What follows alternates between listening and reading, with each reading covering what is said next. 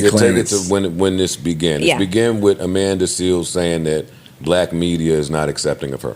Well, no, it was bigger than that. So What's up, everybody? Welcome back to another episode. So Amanda Seales was on Club Shay Shay with Shannon Sharpe, and she blasted FS1's Emmanuel Acho for his recent comment on Angel Reese. After talking about Candace Owens, Shannon Sharpe brought up Angel Reese getting criticized for crying as she discussed being a victim of online bullying during her final post-game press conference with LSU. Remember, Shannon Sharpe was Acho's colleague at FS1 until he parted ways with Skip Bayless and Undisputed. Acho was even considered as an early candidate to replace Shannon Sharpe on Undisputed before FS1 opted to pair. So the take Amanda Seales is referring to came earlier this month when Acho responded to Angel Reese's tearful press conference by offering what he considered to be a gender-neutral, racially indifferent take. So that we're all on the same page, let's listen. Mm-hmm. Amanda Seales went on Club Shay Shay. Club Shay Shay. And here we are. Mm-hmm. That's my rundown of it. Okay. Pop, you saw it? Let's toss it to our sister. Okay. Mary Yeah, take it Clarence. to when this began. Yeah. It began with Amanda Seales saying that black media is not accepting of her. Well, no, it was bigger than that. So it was around the time that the NAACP awards were happening. And she went on her Instagram page and did a reel, and she basically says, "I don't get invited anywhere." Like she was basically saying, if it wasn't for y'all, basically her audience, I would think that nobody messes with me because I don't get invited anywhere. The NAACP, I've been nominated for an award. I don't get invited to the awards. I've hosted the BET Awards. I don't get invited to them. I never get invited to the Essence Women in Hollywood brunches. I don't get invited anywhere. And so that goes viral. And then not one, not two, not three, but 4 op-eds come out about Amanda Seales and the perception of her likability and whether or not that's the cause or the reason as to why she's not invited into these spaces. So it was Essence that did an op-ed, The Griot, The Root, and I think it was Black Enterprise. And so what was also really interesting at this time was Essence Magazine was under the post basically saying, "We see you and we love you," but then this op-ed comes out basically excoriating her, like ripping her to shreds and whatnot. So this all leads to her ending up on Club Shay Shay. Did any of you guys get a chance to see anything like clips? I saw clips and I watched it. Watched a little bit. Okay, Turned all it right. off. Okay, so any takes? You keep going. Well, it was a 3-hour interview.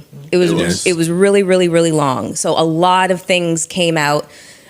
Major themes were, her autism diagnosis. Mm-hmm. Another theme was, the likability factor. She discussed Issa Rae and whether or not she was, difficult to work with during the course of, her performance on 5 seasons of Insecure. And it had like over 1 million views inside of 2 days. So a lot of people are like, kind of talking about this. And a lot of people are sharing the experiences of, when they've met her and perceptions of how unpleasant they found her to be. So, I just... By watching it, for me, I felt like she was, in the beginning, the parts I did watch, she was extremely argumentative and defensive. I didn't think that Shannon Sharpe said anything wrong when he asked her, when he was explaining to her that it's not a race thing because a white teacher doesn't want you to upstand her or tell her what to do or correct her in the class. It's not race. He was saying that adults don't like children correcting them at all. Mm-hmm. It's an adult thing. And I felt like she got defensive to that. And I didn't think that he was wrong for that. That kind of threw me for a loop, that part in specific. So what happened during that exchange was she was talking about a time where she grew up in Florida. She was in elementary school, and she was talking about this teacher, a white female teacher, who were basically saying that Aboriginal people are from the Stone Age. Yes. And she was just like, no, they weren't. So she was correcting the teacher who was giving misinformation to her students. Mm-hmm. And Shannon was saying that was wrong. No teacher wants to be corrected by a student. That's embarrassing, and et cetera, et cetera. But she implied that it may be a race thing. Yeah, she implied that it was a race thing, and she gave other experience, other examples as to why she felt like it was, that the teacher was racist. I'm agreeing with Flip.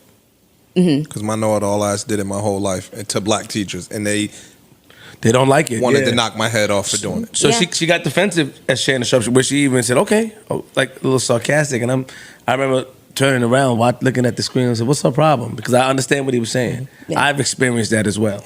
Yeah. Then she went on this share story about her when she was a child and some other racist kids, where Shannon's reply was like, "Are you sure that those are racist kids, or are they just kids?" Being right? The kids say mean shit. Yes. Kids often repeat what they hear at home. True. Like, why are you? He was just trying to me, it felt like he just kept trying to add a different point of view. I thought that was great. I thought from what Amanda was expressing, and I was appreciative of that in the interview. Me too. Yeah. I think it creates good dialogue. It does. You and I have had powwows oftentimes about similar things. Me and Corey have had powwows about similar things. I just think that in an interview, it just creates a discourse and a dialogue where you could potentially get somebody else's perspective and point of view. Agreed. Yeah, but it doesn't. You're right. You don't have to argue about it. It doesn't create good dialogue if it makes the subject uncomfortable. It shuts down. Defensive, annoyed. Rather, Amanda looked like she was a bit annoyed. I want to say they had these awkward moments throughout at least the first 90 minutes of this interview. Yeah, the first half there was a lot of tension. It seemed to cool down in the second half, and she was kind of just going. And at one point, Shannon even said, "You know what? This is your interview. I'm going to stop interjecting with anything about how I feel about these things." Right? Shannon also rubbed her the wrong way and this is Shannon's fault, because early in the piece, she did say, "My Haitian mother," or whatever her mother Trinidadian. is. My Trinidadian mother. She said that early in the piece. And he seemed to have heard that. And then, however many moments later, he's just reading off the card and he says, "So your mother's white." Yeah, I believe she's from Grenada. Oh, she's talking Trinity to me. Okay, I'm sorry. She was... Then that sent her like, "No, my mother's not white. I just told you she is blah, blah, blah, blah, blah." And then Shannon said, "Well, she married white." And she said no. So you could tell that her responses they're not just defensive, that they are long-held traumas. Yes. You can tell that this is stuff that she has had to combat for a long time. That her being light-skinned is the result of having, being mixed. Yeah, being mixed. Me. Exactly. Yes. I've endured it my whole life. And I'm like, no, nigga, I'm not mixed. But I won't get mad at somebody if they say that. But you're mixed, though. What happened, Mel? Don't get mad. So she launches into a tirade of about the fact that slave masters her ancestors, which is why she's so light-skinned, but that her parents are both black. And so you can tell that a lot of her responses are due to stuff that she's felt like she's had to combat or deal with her whole entire life. And that in itself kind of makes you feel like you got a lot of stuff you might have to work through. I wanted to ask you a question. Yeah. I wanted to ask you a question because I thought about this part when I watched it. She was saying about all the stuff that she's experienced, right? And then Shannon Sharpe said, "Are these people that know you personally, or are they from the internet?" And she said, "It's from the internet. These are people from the internet that's making me feel this way, that's saying bad things, right?" And I wanted to ask you this because you stay away from those negative comments and stuff. But do you think that the question that he asked her at the time was insensitive? Do you think that he was insensitive by scoffing a little bit? I don't think he did it intentionally, but like, okay, these are people from the internet that's affecting your daily life. Do you think that question that he asked her was wrong or insensitive? No, I don't think he was being insensitive. Okay. And I think that what he was trying to allude to, and let me not, try and, give my own thoughts as to what he was trying to do, but this was just my interpretation. He was trying to allude to the fact of it can't be everybody. It just can't be everybody. You know what I'm saying? Yeah, where that's you're, what he was doing. where you are never wrong, where you are not the problem in any situation ever for the entire time you've been alive. it's always somebody else. That's what I feel like was the question he was alluding to without actually asking it, because that's the question that just keeps on coming up. You know, it is a fact that Hollywood is extremely fucking cliquish. And a lot of times it has nothing to do with talent. You get in because of nepotism or relationships. Not just Hollywood. It's not just Hollywood, but the world. It's the world, but it's pervasive. I believe you. It's pervasive in that industry. And so the reality is that, yeah, you might not have like a high likability factor, and that is affecting you. That is a very real reality. So if you don't feel like there's any sense of accountability, or there's no sense, she is a brilliant woman. We cannot take that away from her. That was on full display. Full display. Just Pop, that's your ringtone?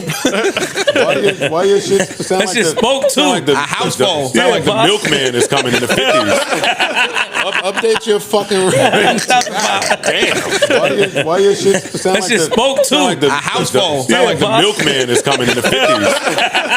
Update your fucking ringtone. Damn.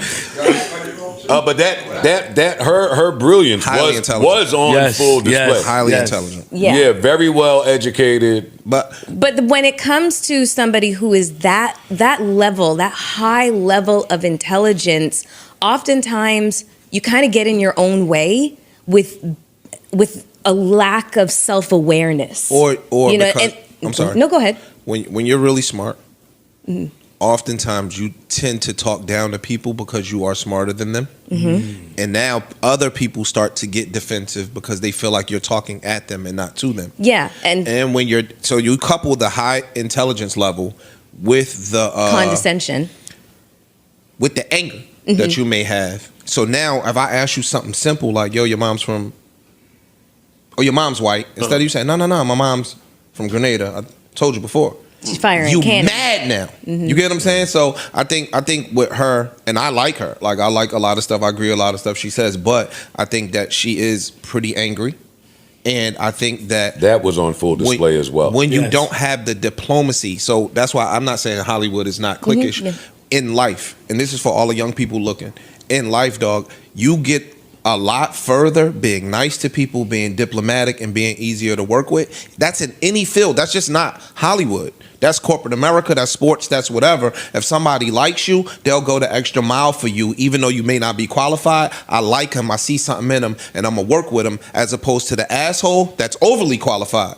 I'd rather work with you than work with them. And that's in the real world. That's a very true point. She seemed to get very hung up on negative experiences a lot. Like I too am a fan of hers. I've met her actually once a million trillion years ago.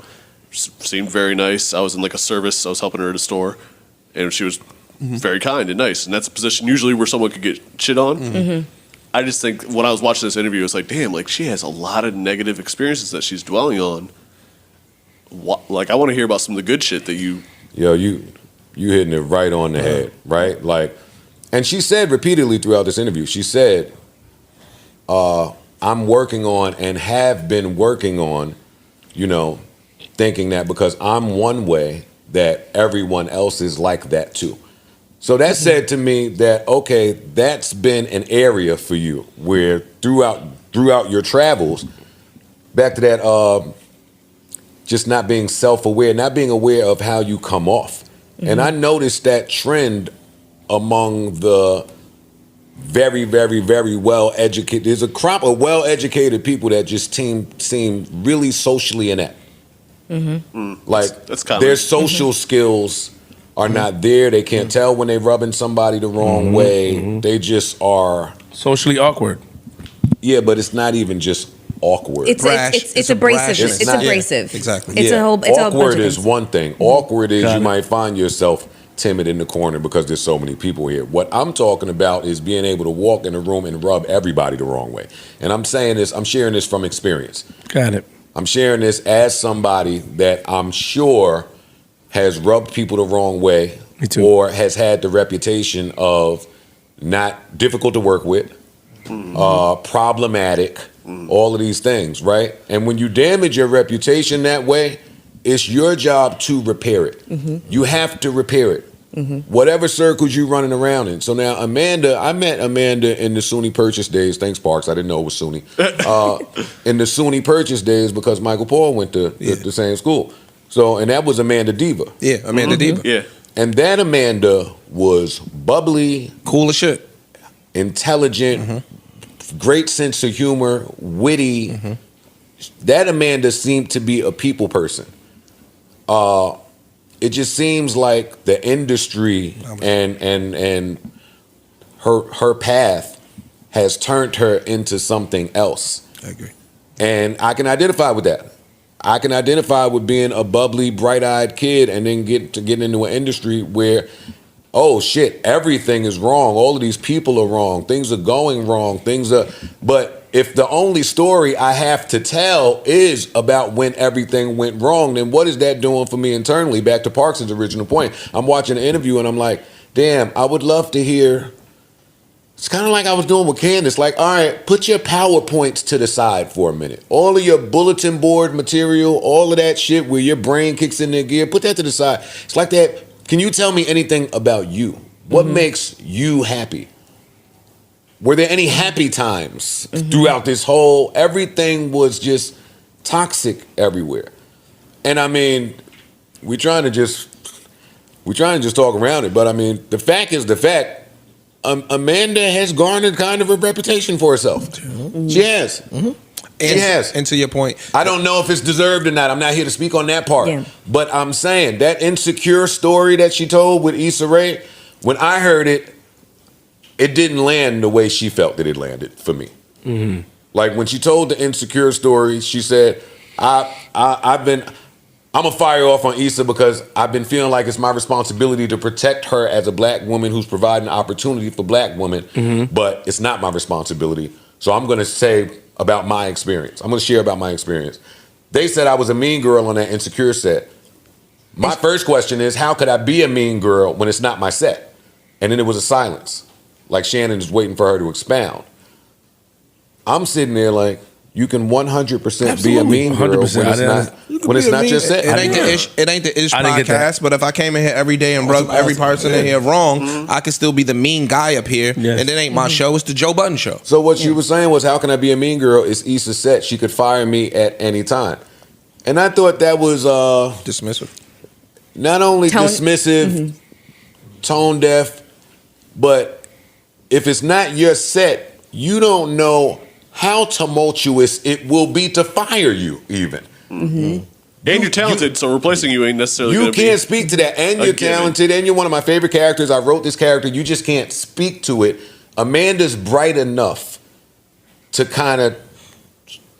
She should know that she can't speak to some of these things. But anyway, she ended the Insecure story by saying, finally in season 5, or on the last season, on one of the last show dates, I had finally had enough, and I let her know. If she asked me to do some shit, I stormed off. I didn't go back, and we just didn't talk. Because Shannon asked, well, how did you? And he said, no. She said, no, I just didn't talk to her anymore. Okay, so you are acknowledging that there were problems between you and Issa on set of Insecure. But they went out to dinner. She said she took her out to dinner and this was over the course. She's talking about over the course of 5 years. So I believe that when she says she took her out to dinner, it was maybe season 1 or season 2. Oh, took her out to dinner. Yeah. Oh, yeah. And she was explaining. Yeah, and she said that basically there was no course correction afterwards. And so, got you. You know, basically it was I gathered that it was a completely unpleasant experience the entire duration of the series. But even if it wasn't, it's Amanda's job to repair the rumors. Those rumors exist. I'm not here to say whether they are factual or not. Hey, this girl was difficult to be around and work with on the set of Insecure. My memory's bad. I want to say that same thing happened at, what was it, The Talk? The Real. The Real. Yeah. It was the same kind of just not smooth exit when Amanda was done with The Talk. We don't know the detail, but we know she touched on it a little bit. Yeah, but I can't keep going off her version of things because she appears to victimize herself often, which is another reason that potential employers may not want to touch you, it ain't just that you unlikable. It ain't just that we've heard things. It's because you might be a liability. Dog, You have a voice and a following. Amanda was saying black media doesn't welcome me. And then I think she had reached out to come here, and I have no problem sitting with Amanda, but it just didn't for whatever reason at the time. So now she goes on Shannon, and I'm home saying, yes. You ducked the bullet. No. No, I'm saying yes. You got your Black media opportunity with one of the hottest black platforms that there is right now, right? So you go there and everybody wants their Cat Williams moment. Like, here's my truth. This is my truth. I'm standing in it. And he gave that to you. And when you left, you immediately kicked his back in.